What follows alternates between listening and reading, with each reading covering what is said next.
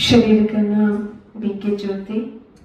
दीदी के साथ रहते हुए 8 साल हो गए हैं और सन 2012 में करीब, मुझे इतना पक्का याद नहीं है क्योंकि मैंने टीवी से ज्ञान लिया, इसलिए मुझे फिक्स डेट नहीं पता कि कब बाबा के मन में धीरे धीरे 2012 में हमारे लौकिक माता जी जाते थे सेंटर पे, तो उन्होंने सुनना शुरू किया। तो उन्होंने कहा कि मैं टीवी पे देखती हूँ, तो जब वो देख रहे थे तो हमने भी शुरू किया। उससे पहले इतना इंटरेस्ट नहीं था बिल्कुल भी कि ओम शांति और ये सब बोरिंग सा लगता था।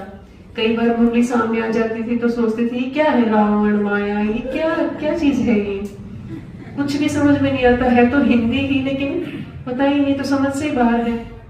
कई बार माता जी कहते थे, कुछ माताएं जाती कि आप मुरली सुना दो। मैंने कहा है क्या चीज, हमने तो ऐसी हिंदी कभी पढ़ी ही नहीं। सूर्यवंशी, सचखंड, ऐसे ऐसे शब्द, बेहद, ये नहीं पता था कि कभी भविष्य में मैं भी ब्रह्मा कुमारी बन जाऊंगी। जब हमारे घर पे, लोग के घर पे बहनें आई, दीदी आई, तो मुझे बिल्कुल भी अच्छा नहीं लगा। मैं कही क्या है सब अजीब सा ही सिस्टम, कभी नहीं देखा था। और फिर घर में माता जी पहली बार बाबा का फोटो लेकर के आए तो हम बहुत हंसे सभी कि ये किस बाबा को उठा के लेके आ गए। जैसे और बाबा होते हैं ना, धन धन सतगुरु, ऐसे कहीं। तो मैंने कही इनकी भी पोल खुल जाएगी थोड़े दिनों में, ये ओम शांति वालों के भी हो जाएगा। फिर माता जी अब पेन ड्राइव में गीत डलवा के लेके आए और उसमें बाबा का गीत बजे, ओ माई बाबा आई लव यू फॉरएवर। और हमारा हंस हंस के बुरा हाल कि ये देखो क्या बाबा के चक्करों में पड़ गए। और फिर माता जी ने प्याज लहसुन छोड़ दिया तो लौकिक पिताजी ने थाली फेंक दी और हम भी उन्हीं के साथ कि ठीक किया आपने, बहुत बढ़िया किया, मतलब बिना प्याज लहसुन की कोई सब्जी होती है। और इतना विरोध, माता जी में भक्ति भावना तो थी तो ऐसे ओम शांति में चल पड़े, उनको भी इतना गहरा ज्ञान नहीं था। तो मेरा ज्यादातर टाइम टीवी देखने में बहुत जाता था, बहुत ही ज्यादा, सीरियल देखने में। 7 बजे का टाइम था, माता जी बोले मेरा वाला चलाओ। 7:10 हो गए थे, शिवानी बहन का। मैंने नहीं नहीं मेरी चलेगी, मैं अपना सीरियल देखूंगी। लड़ाई होगी दोनों में, तो उन्होंने कहा, मतलब बहुत कुछ कहा सुनी हुई, तो वो जीत गए और शिवानी बहन का शुरू हो गया। और मैं बिना मन के, मैंने सोचा तो बस देखना ही पड़ेगा, चलो देख लेते हैं क्या है। तो शिवानी बहन ने इतना अच्छे से एक्सप्लेन किया, क्योंकि मुरली तो एक बहुत हैवी डोज हो जाती है ना, इतना अच्छे से बताया। तो मुझे इतना अच्छा लगा कि कौन सी लाइफ है जहां हम जी रहे हैं, और एक ये लाइफ है इतनी अच्छी, दूसरों के बारे में सोचना, इतनी पॉजिटिविटी। उस टाइम पे कॉलेज में जाते थे तो इतनी अंदर में नेगेटिविटी, ईर्ष्या, कंपटीशन बहुत ज्यादा। तो वो सुन करके पहले ही दिन इतना अच्छा इफेक्ट पड़ा उनकी प्योरिटी का मेरे ऊपर, और अंदर भी आया कि ऐसे भी लोग हैं दुनिया में।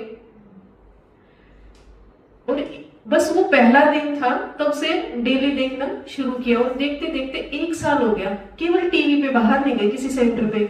और अंदर में ये आया कि ऐसी लाइफ जीनी है, ऐसी इतनी सुंदर।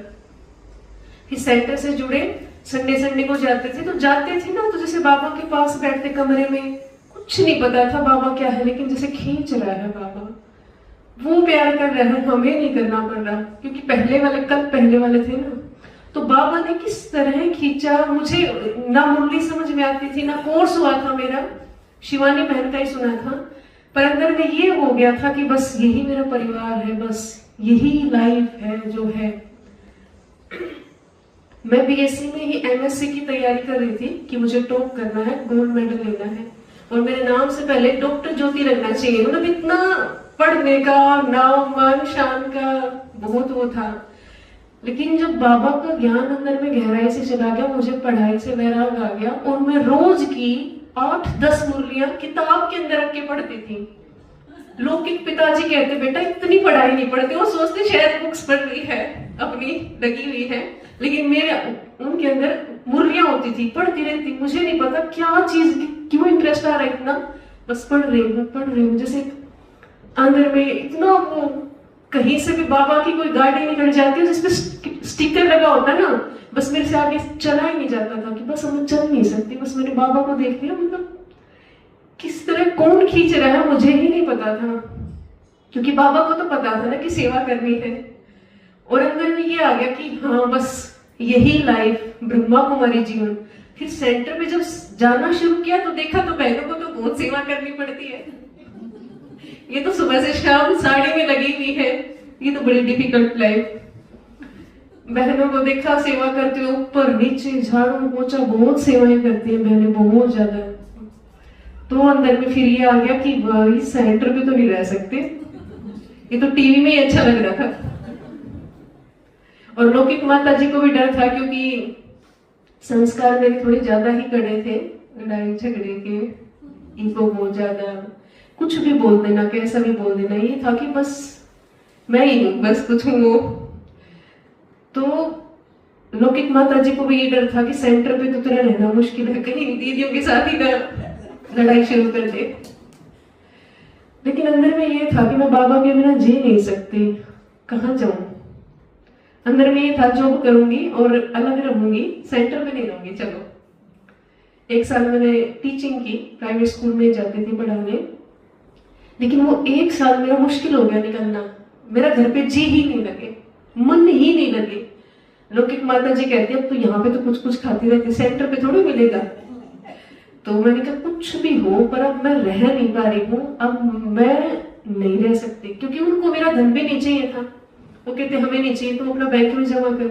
तो मैं करूँ क्या? जैसे और अंदर में रोज जैसे शाम को सुबह बाबा मेरे को खींच रहा, बच्चे तेरे को सेवा करनी है, बच्चे तेरे को सेवा। घर में इतना बंधन लौकिक पिताजी का, उनको बिल्कुल पसंद नहीं, सफेद कपड़े वाली बहनें बिल्कुल पसंद नहीं, साध्वी नाम से ही उनको नफरत। वो कहते अगर तुमने ज्योति अगर तुम ओम शांति में चली गई ना, मेरे को शक्ल मत दिखाना तुम्हें। इतना ज्यादा उनका विरोध, और उधर से मेरा इतना प्यार। मैं पहली बार जब सेंटर पे रुकी और उनको पता चला, वो बीएसएफ में बाहर थे, उनको पता चला कि ज्योति सेंटर पे रुकी, उनका कॉल आया, ज्योति क्यों आई तू सेंटर पे? मैंने कहा मैं रह नहीं सकती, अब मैं जी नहीं सकती, अब आप बताओ मैं क्या करूं। तुम चुप हो गए, बोला मैं तेरे को सेंटर पे नहीं देख सकता, बस तू शादी नहीं कर रही ठीक है, पर मैं सेंटर पे बिल्कुल नहीं देख सकता तेरे को, घर चली जा। मैंने घर में मैं नहीं रह सकती। तो काफी वो चलता रहा।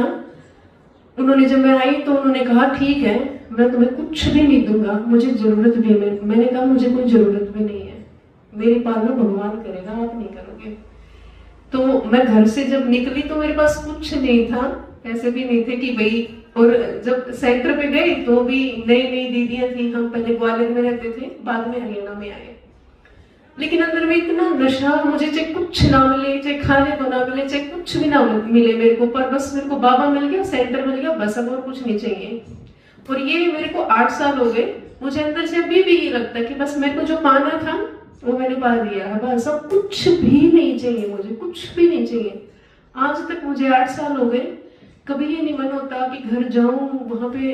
अच्छा मेरा घर पहले रुक जाते थे, तो भ्राता जी की एक बार क्लास थी, भ्राता जी ने कहा बहनें जाती हैं घरों में रुकती हैं, ये है वो है, कई तरह की बातें हुई, सेवा करो, इस तरह का उनका वो था।